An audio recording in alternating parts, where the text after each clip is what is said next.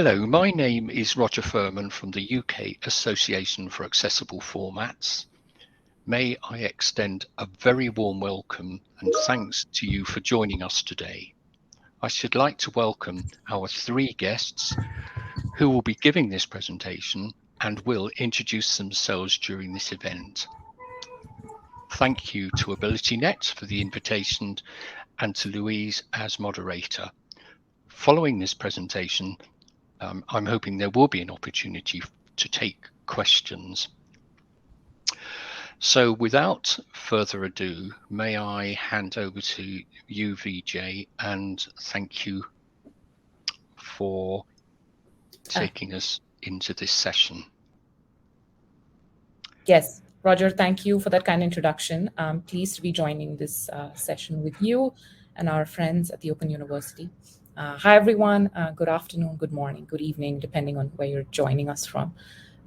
Today, we are presenting on the topic of image accessibility and AI technologies that can help make images accessible in a manner that's easier, more efficient, scalable, and a lot less expensive while maintaining high standards and quality. The topic, and hopefully we will have our screen share up soon. The topic is making accessibility for images exponentially better and the role of collaborative AI technologies for accessibility. Just a quick note, during the session, I will be using the term image descriptions and alt text interchangeably, but they will mean the same thing. So I'll start with a quick introduction of who we are in this talk today. I work with Continual Engine. Continual Engine is an award-winning AI technology company. We have a focus on building smarter, affordable, scalable solutions for learning and accessibility. What we have really done is we have taken time to develop sophisticated technologies using AI, deep learning, machine learning, automation, and more. But what we do differently is we do this in collaboration with human experts, because we really believe inside expert is really important to making authentic technological solutions. On the call we have today, on our session we have today, the Open University. The Open University has pioneered distance learning for over 50 years and delivers exceptional teaching and outstanding support to students across the UK and the world. The Open University's mission is to make learning accessible to all, and together they've already helped over 2 million students realize their ambitions. And Louise, we can go to slide 3, please.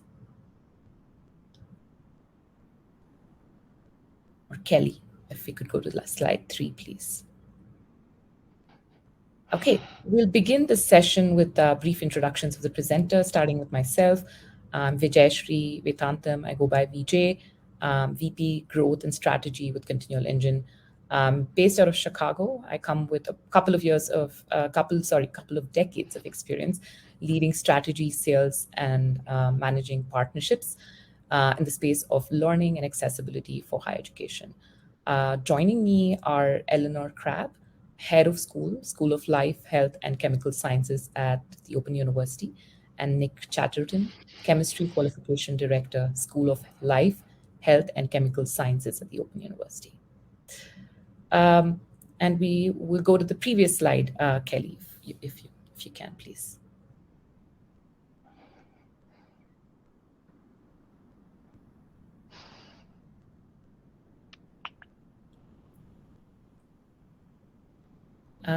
No, we want to be on slide number 4, please.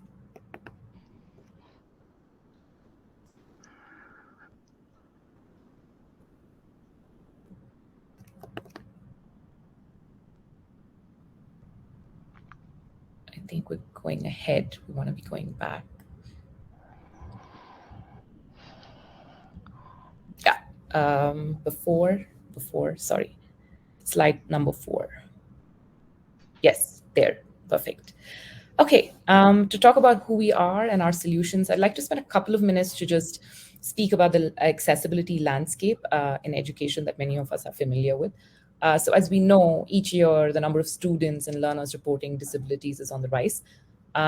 In general, we constantly learn that there are challenges and barriers in education that continues to impact student success, both in academics and their careers. Students with disabilities are really important to people because they constitute a diverse student body. They bring in a lot of different perspectives and unique skill sets, which are really critical for institutions as well as communities.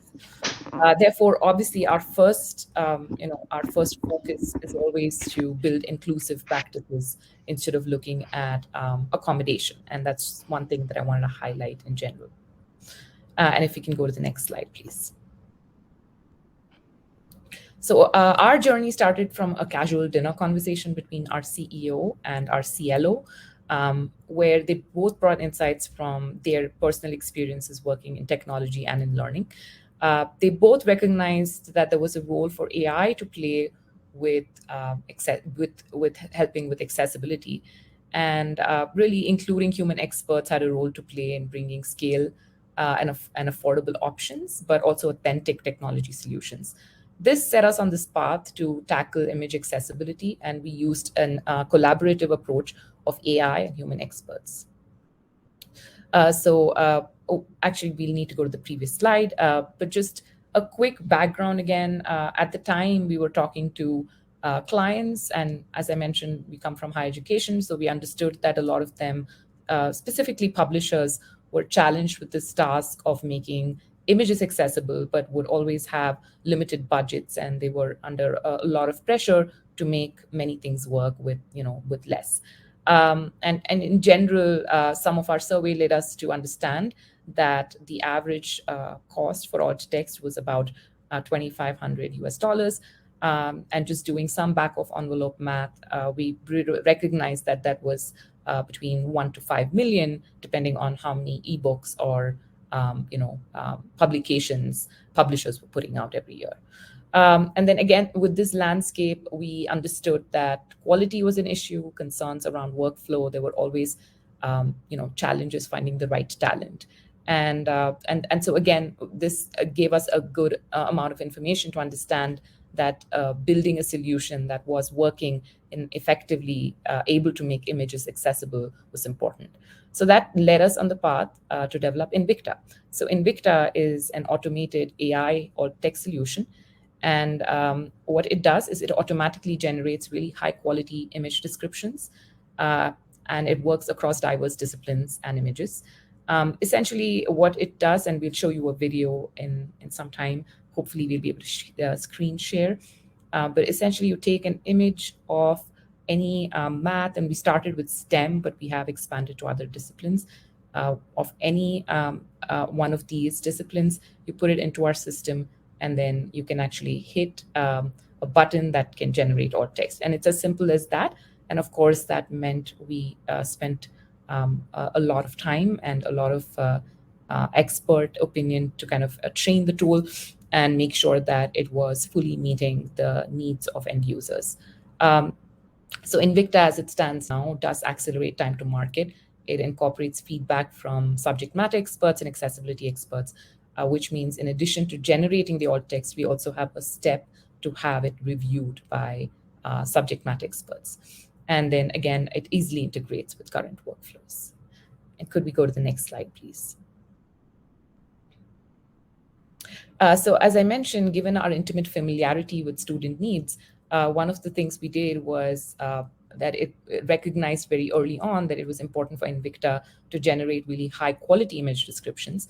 Therefore, we trained Invicta on hundreds of thousands of images. We ensured that we guided our algorithms using the highest standards for alt text development. And we intentionally worked with leading publishers and accessibility departments at higher education institutions to have our image descriptions thoroughly vetted. In addition, we have a full staff of in-house experts who train Invicta based upon best practices in the discipline and in accessibility. Finally, we did market test the image descriptions and gathered feedback directly from native screen reader users and individuals who rely on these descriptions. Can we go to the next slide, please? So again, although we are very confident about the quality of the image descriptions, we have continued to incorporate expert review, since we understand that it's really important to bring the context of where the image appears when we provide image descriptions. So in terms of a typical workflow, what we do is we receive the images typically from large higher education publishers. We categorize these images. The images are uploaded on Invicta, which also supports bulk uploading. Then you can actually hit generate, and you can generate all text descriptions.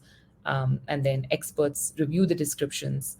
On our end, we have in-house team of SMEs as well as accessibility experts. And then final edits are incorporated into Invicta. And these descriptions are then extracted into, say, a Word file, a PowerPoint file, an Excel version, and then shared with our clients. Next slide, please. And with that, I want to actually see if I'm able to share screen, because I have a quick video that I'd like to share.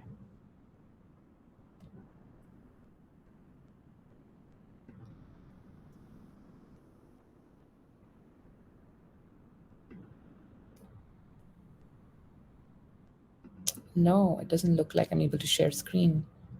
I'm afraid we'll have to go back to our PowerPoint, and I'll continue to hopefully be able to describe the experience of Invicta.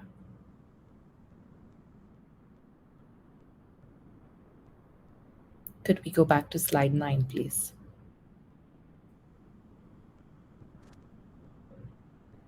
The previous slide, please.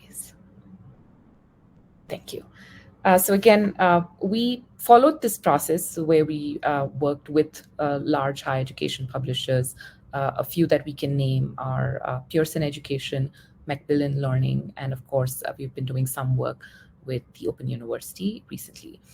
So again, our goal overall has always been to reduce time and cost while providing scalability as well as affordability to our clients. So we did some data analysis on our end. In an 18-month period, we again did an analysis across all of our client base.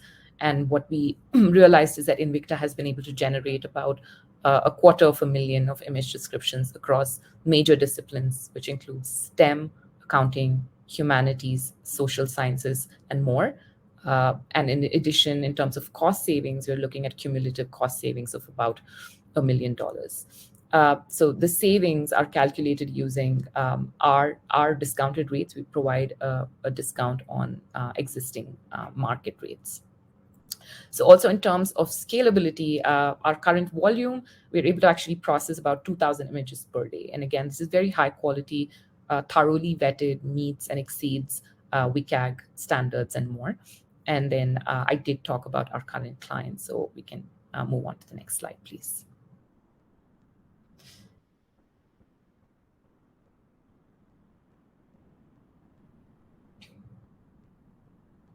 Kelly, could we move to the next slide, please? Thank you.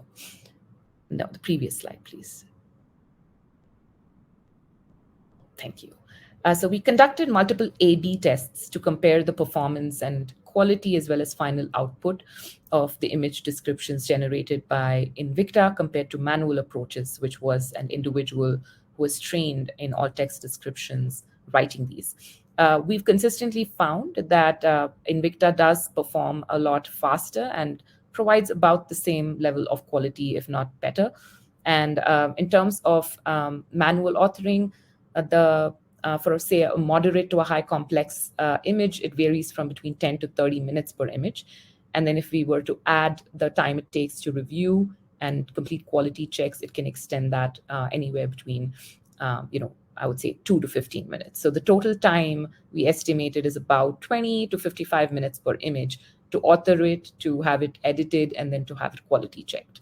And again, I just want to mention that some images are so complex that it can run into a page or more, right? So again, there's a lot of time involved in manually authoring this.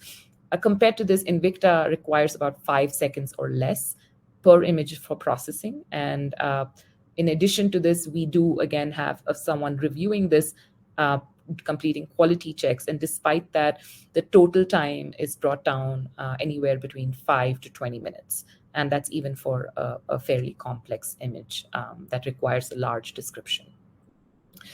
So with this, I was hoping to show you a demo of Invicta, but I hope to be able to share something, perhaps as a link, or as something as a recording that you're able to view later. But I would, if you can go to the next slide, please. I would like to turn over the session to Eleanor and Nick with a short introduction. We've been working with Nick and Eleanor and their colleagues at the Open University to provide image descriptions across chemistry and other STEM modules. Continual Engine has been able to generate, on our end, automated image descriptions for nearly 80% of the images that came through the Open University. And again, we've been incorporating critical feedback from the TOU team, and Invicta is again able to generate customized image descriptions as a result of this. With that, I'm going to hand it off to Nick and Eleanor to present the next 3 slides, please. Okay, so I think I'm going to be, can you hear me okay? I think I'm going to be starting. So could we have the next slide, please?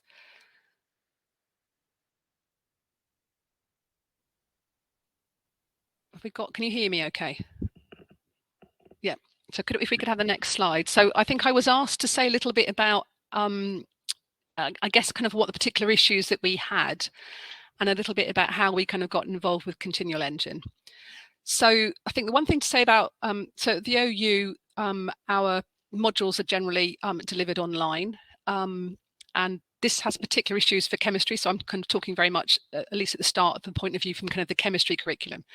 So some of the issues that we have with kind of presenting online, chemistry online, is that we tend to be very heavily, there's an awful lot of molecular structures. So kind of the structures of molecules are literally, our materials are kind of littered with them, and there are some examples on here. So we have, individual structures. We also have kind of reaction schemes where we're showing kind of molecules or molecular structures, how they react. So you've got reactions. You've also got another particular issue that's not so relevantly to this discussion, but I think it's something else also that's always useful to kind of point out with the chemistry, is we also have a lot of equations. So you'll have the mathematical equations, but also kind of formulae, like some of the examples that here. So for example, in the text, we might have the formula of carbon monoxide, which is a capital C, capital O, but when it's written in the text, screen readers will often try and make words out of it. So we have an extra, I guess, difficulties with things like that, and differentiating between something like carbon monoxide, capital C, capital O, with the element cobalt, which is capital C, lowercase o. So that's one of the issues that we have with kind of chemistry online. The other issue, as I say, very much is around the figures. We have, as well as kind of traditional figures, we have an awful lot, as I say, of these molecular structures throughout our modules, which obviously, when they're literally can be, hundreds of these in a text, or some kind of scheme to kind of automate the, I guess, kind of producing the descriptions, the figure descriptions to accompany all of these is really, really important, because it takes, currently in the past, what we've tended to do is we've have, they're all kind of done manually. So somebody will be sitting there describing them, and obviously there are issues to do with kind of consistency and things like that. So one of the things that we've been involved with, so myself and another colleague at the OU have been involved with as a W3C group, who are looking at kind of the publishing of kind of chemistry on the web, very much looking at the particular issues that we have around chemistry. So first of all, about kind of the formulae and equations, but also kind of molecular structure, but also describing reactions. So that's one of the things that the group are doing, is thinking about the different phases, how we can describe reactions. And actually Continual Engine, or colleagues from Continual Engine, are also part of the group, which is kind of how we kind of came across them. And as we were producing some new modules within the chemistry curriculum, we got involved with them in producing some of the molecule descriptions. So that was kind of just giving you a background of some of the issues. A lot of them are still ongoing, kind of thinking about how you might describe the more complex things. But I shall hand over to Nick now, who's going to talk a little bit about how it was actually used in the module, because he was the module chair for one of the new modules. So I shall hand over to Nick. Hi, thanks, Eleanor. So could I have the next slide, please? So this is just an example. So as Eleanor says, I was what we call module chair, so the person in charge with sort of putting this module together over the sort of pandemic period. And one of the challenges, as Eleanor's outlined, is essentially, I think it was something upwards of 500 of these sorts of structures, which you've got on the screen there, that we needed figure descriptions for.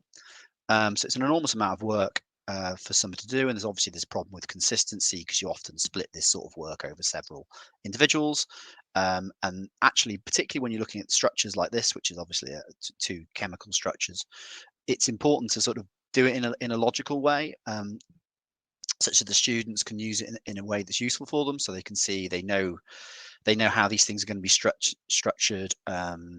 So they know, for example, these ones work from left to right, and from that they get used to dealing with this particular way of learning about chemistry. Because I should also add at this stage is that this is a fairly low level chemistry module, so they're still learning the very basics of chemical structures and how atoms are joined together and all that sort of thing. So it's very important that these figure descriptions, as we call them, are done in a nice, consistent way. And I think that's one of the advantages of the continual engine platform. The other thing I think we've got on this is just, I'm not going to read it out, but we've got an example of one of them. So two, believe it or not, relatively simple structures, and the figure description is written in the text below it. As was also mentioned, we've also done that the OU's also got continuing engines got involved with other ones. And just on the next slide, I just want to show you one that's from physics. So just move over to that, please. Next slide. So again, this is, I'm not 100% sure, but it's something to do with forces and electric fields, I think. So again, this is again a completely different scenario to the chemistry one, but again, physics, like all STEM subjects, is a very figure heavy platform, I guess. When you're explaining stuff, you're often drawing pictures, and you need a way of adequately communicating this to the students. And again, presumably the physicists would have been writing these things out themselves. Again, there might have been an issue with consistency, and I guess the continual engine platform has provided us with a certainly more time efficient way of developing these figure descriptions. So that's all I have to say. Eleanor, is there any more you'd like to add on that? No. Okay, so we'll hand back over to you, Vijay. Okay, yeah, thank you so much, Nick and Eleanor. If we could move to the next slide, please. So again, the previous slide, please. I believe we have one more that precedes this. So in terms of, before we open the floor to questions, I'd like to talk about how we currently partner with companies, institutions, and publishers. So our clients include several leading global higher education institutions and publishers. We work with them in a multiple set of ways. One is we provide custom content services that's specifically for image accessibility. We also do cover document accessibility and others. And then you can learn more about us if you'd like to email me. contact@continualengine.com is the best email. And then just again, before we open the floor to some questions, I'd just like to say that with our background, we started our journey several years back, and a few lessons that we've learned on our end has been to identify a starting point. And again, it doesn't have to be the ideal starting point, but what is a good starting point to start your accessibility journey? And then how can you do that with collaborating with the accessibility community? In our experience, they've been very generous and very candid in giving us really good insights about what works in terms of accessibility best practices and what does not. And to continue to incorporate feedback, because again, it's very critical that we are connecting with end users of all of the solutions we're providing, and to really incorporate their insight and feedback into our process.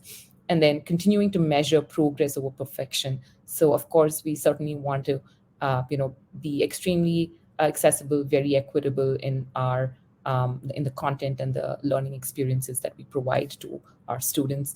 But at the same time, I think it's really important to measure the milestones that we are meeting instead of thinking about the perfection of where we should be. And then, of course, trying our best to reduce and remove barriers one step at a time. So with that, it kind of wraps up our portion. And again, I apologize, we were not able to show you how Invicta works. It's very powerful in action. And if you're interested, please reach out, and I would be happy to set up time. We will also, try to explore if we can share a link or a video that is made available to everyone who attended today's session.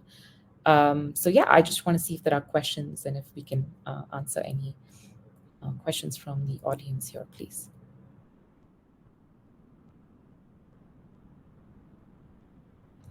Roger, you might be on mute.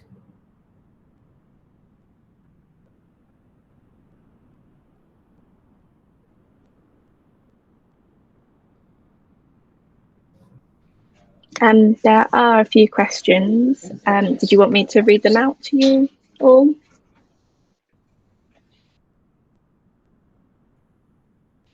I'm sorry, Kelly, I lost you there for a moment. Would you? There are a few questions. Shall I read them out? Yes. Okay, so Adam asks, how does Invicta handle things like diagrams and flow processes? Is this what you would include in complex images? Yes, so it would really depend on the image type. So we have addressed for flow charts, diagrams, graphs. There's again a set of images that we are fully automated. There is a set of image types and categories that's partially automated, which means that Invicta will generate a partially accurate description. But to complete it out, then we will need a human expert writing it. So I would say at this point, depending on discipline, so if you were looking at, say, accounting or math, Invicta's automation capabilities is about 95 to 99% of the image types. Whereas if you're going to come down to something like physics or management, then there is I would say a lower level of full automation, and therefore we bring in our human experts to do to continue training the tool as well as provide input.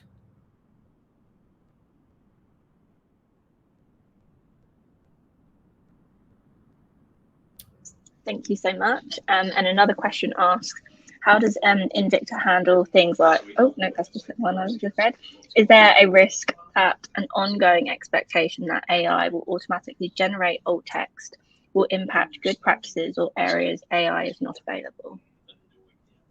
I don't believe so. I think AI's role is to actually assist experts and to allow them to bring in valuable insight to reduce the time that they spend in doing repetitive or manual processes that are not necessary in their I would say level of the expertise that they bring in. So I really believe a collaboration of AI technologies along with human experts is really the way forward in terms of high quality. And again, I'm talking in the context of what we have been producing around accessibility solutions. Can I check? Am I back? Am I back with you? You're back on, Roger. Sorry. Thank you for taking. I think you had a number of questions, didn't you? Yeah, I'm happy to repeat those. Yes. So how does Invicta handle things like diagrams and flow processes? Is this what you would include in complex images? Yeah. Okay. Okay. Yes. That was. Yes. And what other questions was that the one you dealt with? Sorry, I just had to work out how to unmute myself. Yeah, yes, so we yes. have Vijay has answered that question. Yes, that's what I thought. Yes. Yep. I was just wondering if there was anything you wanted to add to that. No. I think I think it's excellent. All I would say is it would be really good if you had any feedback from how the actual students themselves at the Open University have found using the descriptions in their courses. Brilliant, thank you, Roger. I don't know. Yeah, well, unfortunately, we haven't got an enormous amount of feedback. Is that because it's so new? It's relatively new, yeah. And I wonder a little bit, and this is because obviously this is me speaking as a chemist, because we are I don't know whether it is a small sort of issue in terms of the people who would be using these. There's maybe less of them on the chemistry programs. I know there is a student currently studying the module which VJ helped out with, who is potentially going to be using them, but I haven't had any direct feedback from because they're obviously the tutors are people who worked more directly with the students than people like me and Eleanor. So it'll be interesting to see, and we will get some feedback, I'm sure. But as I say, it's a relatively relatively small module for the Open University. So yeah, no feedback as yet. Do you have a mechanism within the OU to get that feedback that's already in place? There is. I mean, as I say,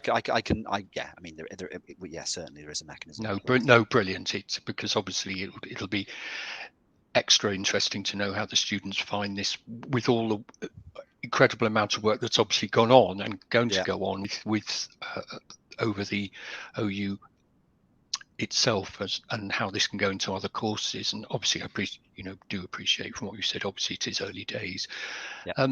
Louise, Kelly, any more questions you can? Yes, so we have another question. Jessica asks, I have a question around how well Invicta handles context. An image may have lots of content, but if it's illustrating a point, only some is relevant. VJ, I think. Yes, that's a great question. So that's the piece that I really believe is where, again, AI looks, and let me explain a little bit about how Invicta is generating the alt text descriptions. So it's really describing what is happening in the image. We have trained it on hundreds and thousands of structures, shapes. All of the information that's in there is derived from it. So it does understand a bar graph, a curve, a line graph. It could have a parabola. So a lot of the elements that are going on are fully described by Invicta with a great, and then again, molecular structures when you're looking at chemistry. So we are really describing everything that's happening within the image. But now if you're going to be looking at what part of that description is relevant in the context of where the image appears, that is a human decision-making process. So this is why we really need trained experts to come in and look at these descriptions that are generated by Invicta, and then and only keep what is relevant or incorporate or add, bring in any other context that's missing. So I hope that answers your question. Many, many thanks for the question. Any more? Yeah, so we've just got some more. Adam asks, why did you choose Invicta as the name? It's not exactly a deep question, but just out of curiosity. It might be a deep learning question. VJ. I mean, that's a good question. I guess it was what it stood for. And, I have to very quickly Google what Invicta means, because I used to know this, I'm sorry. But essentially, yes, it means undefeated or unconquered. And again, it's the spirit of the community that we were really trying to at the time. And of course, alt text has many use cases. Image descriptions have many use cases. But at the time, our focus has been, mostly on accessibility. So again, Invicta was meant to define the spirit of the end users, the experience that we wanted the end user to have. Lovely. Brilliant, thank you. And another question asked, does Invicta work for other use cases outside of scientific images, structures, for example, information diagrams, charts, etc. on public website? Yes, again, I'm very happy to share a full list of image types that Invicta covers. It absolutely works across multiple disciplines. It also is actually very useful. Some of the other use cases we're trying is to look at it in the context of assessments. So an image, again, we're able to describe everything that's happening in the image. We're able to extract the information, and then we are also able to generate assessment as a result of that. That's one area. Tagging and retrieving images, again, digitization of images to understand how to tag and store them and retrieve them. That's another use case we're exploring. So yeah, I would say looking at just deep learning vision technologies and the investments we've made with developing the algorithms, we're just starting to look at other ways that we can leverage the capabilities of Invicta. Thank you, Vijay. Any further questions come in, or is that it? No, there is one more question. Okay. They're coming in just as you ask. It's great. That's fine. If the speed of processing is fast and getting faster, is video an eventual possibility? Yeah, so we are, that's another piece of what we've been building is a video closed captioning and extended audio description solution, which does use the technology prowess of Invicta.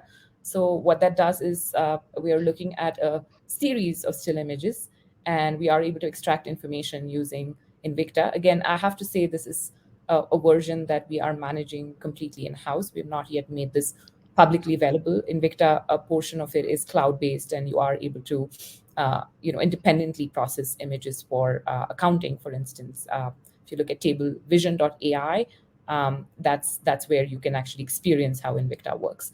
But for the video closed captioning piece, we are still in the process of training the tool. But what that does is we've again found from working with several clients already that it's cutting down the time compared to manual processes, and again, keeping a very high level of quality possible. Thank you, Vijay. Amazing, thank you. I can't see any more questions coming through, but I was just wondering if Nicholas and Eleanor, I just don't know if there was anything you wanted to add further, or any thoughts on the questions on AI.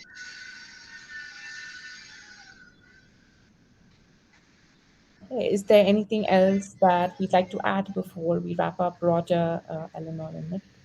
There was nothing from me, but I think Vijay, I don't know if you wanted to say, because I know you did some student testing, didn't you? So I don't know if you wanted to come back on that about the testing that you've done.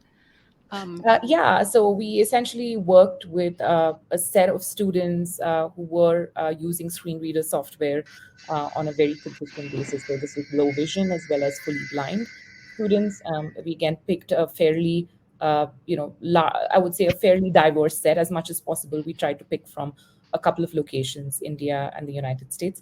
And we looked at, we incorporated some feedback from them pretty early on.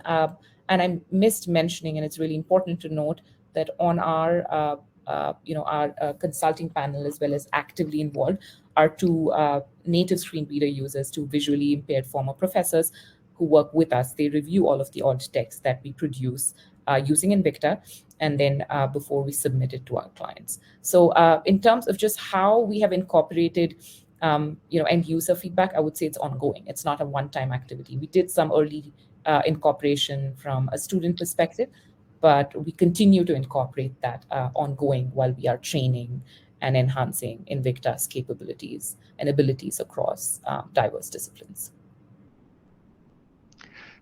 Excellent.